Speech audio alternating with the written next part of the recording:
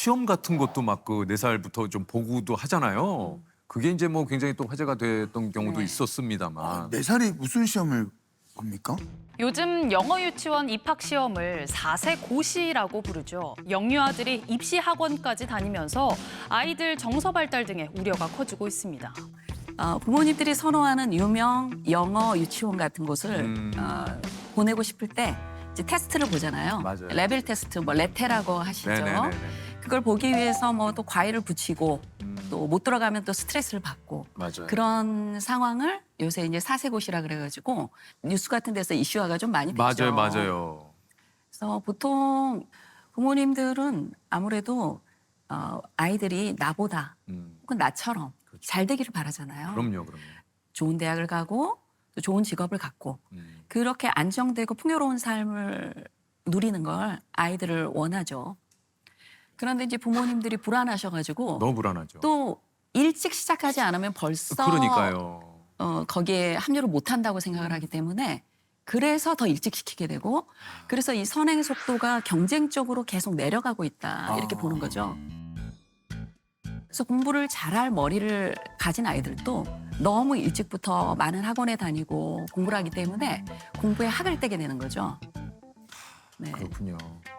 아니 그러면 또 여기서 선행 학습 뭐 요즘 요것도 굉장히 또 많이 근데 뭐 얘기가 예전부터도 되는. 그거는 많이 그렇죠, 항상 그렇죠. 뭐 예전에도 사실은 이야기가 나왔던. 됐어요, 선행학습. 예, 요거는 우리 그 박사님 입장에서는 어떻게 좀 보시는지. 어떤 특정 영역에 있어서 굉장히 아이가 뛰어나고 하고 싶어 할 때 선행학습이 왜 나쁠까요? 할 수 있죠. 영재아이고 그러면 그렇죠, 더 맞아요. 해줘야죠. 예. 그런데 문제는 소수의 그 아이들이 하는 것에 맞춰서 학원들이 거기에 맞춰서 많은 아이들이 거기에 휩쓸려 가고 있다는 겁니다. 그래서 내 아이가 봄에 피는 꽃이 아니라 가을에 피는 꽃일 수 있어요. 그런데 봄에 아이들이 어떤 아이들이 꽃이 피었다 그래서 봄에 꽃을 피우라고 자꾸 데려다 놓으면 정작 가을에 꽃이 피어야 되는데 우리 아이가 못 필 수도 있거든요. 뭐 숱하게 오니까 그렇게 깜짝 놀라지는 않은 것 같아요.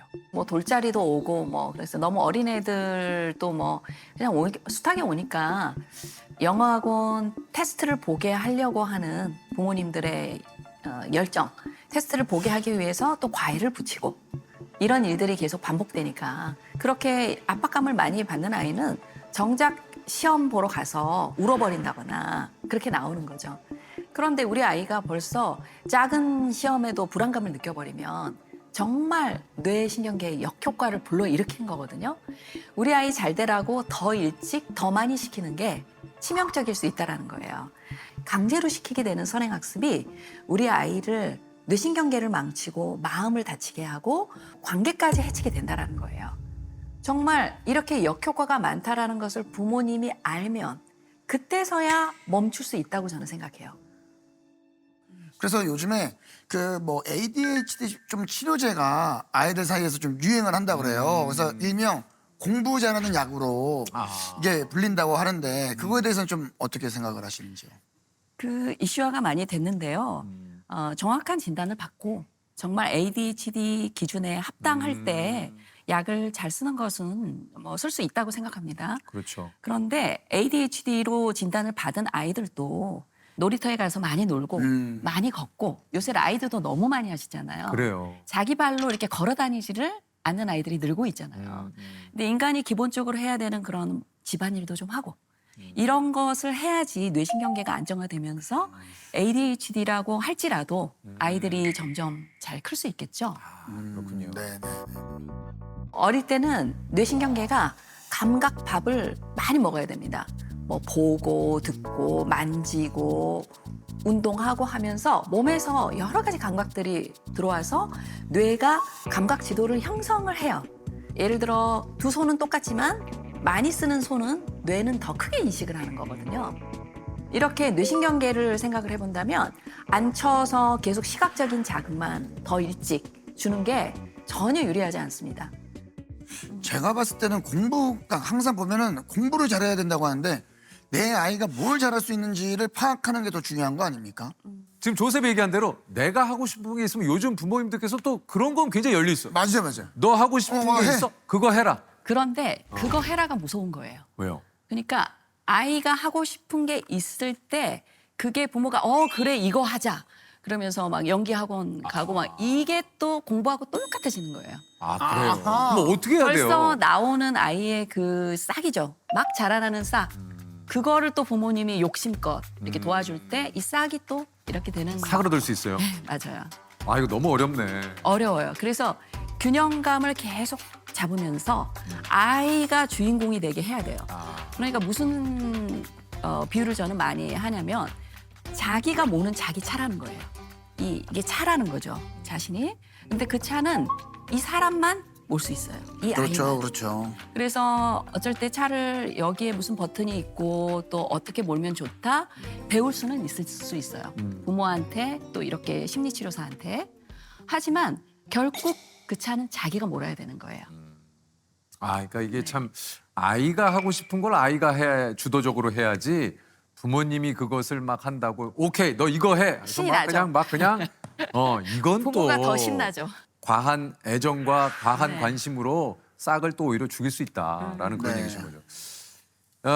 자기애적 부모, 이게 나르시스트의 부모님이 계시다는데 이게 뭡니까? 완벽을 추구하는 부모님이라고 이해하시면 좋을 것 같아요. 완벽을 추구하는 부모님.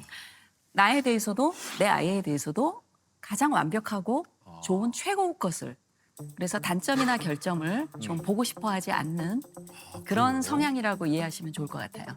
우리 아이들한테도 결점을 원하지 않기 때문에 아이들이 힘들어하는 것도 잘 못 봐요.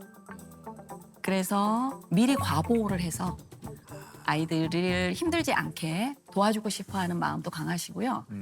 정말 아이들한테 강요도 하지 않고 상처도 주지 않는 완벽한 부모가 돼야겠다고 생각하는 부모님들이 좀 늘어나는 추세인 것 같습니다. 그러니까 물론 우리 아이가 좀 안전하게 그리고 또 뭐 사랑을 받으면서 그렇죠. 그렇게 좀 부모의 입장에서는 당연히 아이를 보호하는 건 당연한 건데 이 과보호 이게 좀 어떤 영향을 아이들에게 미칠 수 있는지 한번 얘기를 해주시죠. 과보호는 아이를 좀 무시하는 거라고 볼 수 있어요. 왜냐하면 아이가 이 문제를 해결할 수 있는데 내가 해결할 수 없다고 생각해서 도와주는 거거든요. 타이밍이 되게 중요한데 미리 도와주는 거. 맞아요. 그렇죠? 일어나기 전에 모든 것들을 차단을 하는 네, 거죠. 그렇죠. 그러다 보면 아이들이 문제를 해결할 수 있는 힘을 길러야 되는 기회를 자꾸 박탈당하는 겁니다. 그렇게 되면 이제 나중에 아이들이 부모들한테도 굉장히 짜증을 내고 굉장히 자기중심적인 아이들이 되고 그리고 뭐 사회에 나가서도 여자친구를 사귄다고 해도 여자친구가 말을 안 들으면 네가 감히 모든 게 자기 위주로 돌아갈 수 그럴 수 있으니까요. 있죠, 그럴 수 있죠. 그래서 데이트 폭력이 일어날 수도 있고 하는 이런 사회적인 문제까지 지금 이런 방식으로 아이들이 키워져 나가면 사회 문제가 될 수도 있는 거죠. 지금 이제 박사님이 얘기하시는 건 그 보호도 마찬가지지만 과한 보호와 과한 마음 읽기가 아이들의 어떤 원천적인 무언가를 하려는 의지를 꺾는 것일 수도 있다라는 맞습니다. 그런 얘기신 거죠. 그리고 아이가 너 힘들지 않아? 자꾸 부정적인 감정에 대해서 말하게 하고 거기에 집중하게 하는 건 어떻게 보면 감정 호소인을 만들 수도 있어요. 감정 호소인이. 아주 중요한 것들이 아닌 것에 사소하게 자꾸 아이 의견을 묻는다거나 그러니까 진료실에 이렇게 들어오시면요. 부모님들이 그냥 앉으시면 되는데 어느 자리에 앉을 거야? 이렇게 물어보는 경우가 있어요. 대단한 거는 아니지만 이제 부모님이 여기 앉자 이렇게 해도 되는 일을 사소하게 아이를 위한다면서 자꾸 물어볼 때 어떤 아이들은 이제 짜증이 나요. 그냥 곱게 앉을 아이가 안 앉을래 할 수도 있는 거죠. 그렇죠. 그래서 웬만한 것들은 그냥 쓱쓱 넘기고 맞아요. 네. 또박또박 앞으로 나갈 수 있는 그런 힘들을 우리 아이들이 길러야 되잖아요. 네. 그래서 너무 사소한 것에 집중해서 막 마음 있기를 다 해주는 것보다 아이들을 조금 믿어주는 느낌? 이거 필요할 것 같습니다. 그러니까.